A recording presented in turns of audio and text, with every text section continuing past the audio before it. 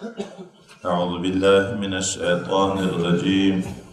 بسم الله الرحمن الرحيم ودخل معه أو ننوت دسرة السجن بند خانة فتيان وزوانا قال أحدهما يود دوزوانا ورتولي إني أراني أعصر خمرا زو خوبينم چه انگور نختیزم شراب تر جوړو وقال الاخر بل ورتولي اني اراني زه خوبينم خپل ځان احمل فوق راسي چې ما بار کړی یکی می پرسیره پسر خوب زر ماړی تاکل طير منه چې مرغان دی غنه خوراکي نبي بتاويله مختخبر راک په تاویل دغه خو باندې ان نراك من المحسنين موږ تاوینو لجمله د نیکارانو قال يوسف عليه السلام ورتولي لا ياتيكما طعام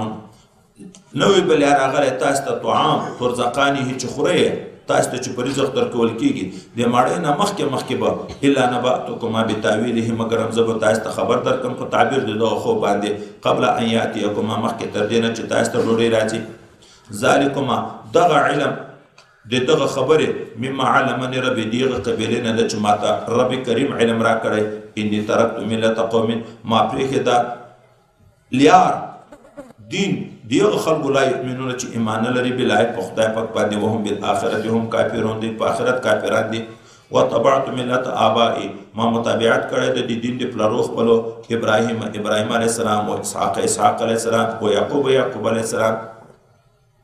ما کان لنا نشای موږ لره ان نشرک بالله من شی چې دی الله تعالی سره بل شی شریک ونیسو ذالک دا پسم دین استقامت د توحید عقیده ساتل دا فضل من فضل الله دی الله دی فضل نه علینا په موږ باندې وعلى الناس او په ټولو خلکو باندې ولكن اکثر الناس لا يشكرون لكن اکثر د خلکو شکر نه باسي یا صاحب السجن ای دواړه ملګري دی باندې خانه دی ما ارباب متفرقون خير آیا دا تار په تار خدایان غوړه دي ام الله الواحد القهار کاغه یو الله تعالی چې هغه ډیر قوي او غالب ذات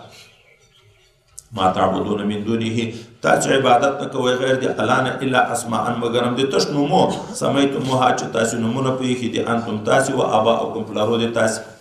ما انزل الله بها من سلطان الله نه درالي ګلي په عبادت دغه بوتانو باندې څه دلیل ان الحكم الا لله نشته حکم مگر هم یو الله لره ده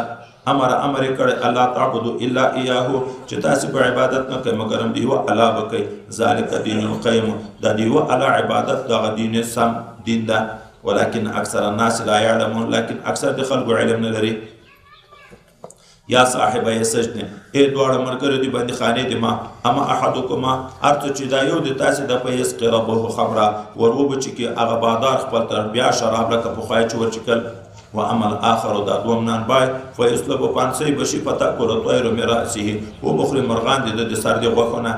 قضی الامر الذي دی ورته دا خو ټوکه کړه د ویل کټوکی کارتي اوس معنی دا غشوا قضی الامر الذي فيه تستفتيان فیصله شوې دا هغه کار چې تاسو پیغه کې فتوا او تعبیر وکړو دی معنی وقال ويل للذي ظن چې دیغه د پاره چې د یقین درلود چې انه ناجن چې د خلاصیدون کې د منهم دغه دوه بندیانو نه څه ورته ویل دغه ساقطه اذكرني عند ربك ما یاد کا پنځ دی مالک خپل چې یو مظلوم اته په بندخانه کې به جرم پروت ده فانساه الشیطان ذکر ربه ویر کوتر ددن شیطان یادول دی یوسف علیه السلام بادار خپلتا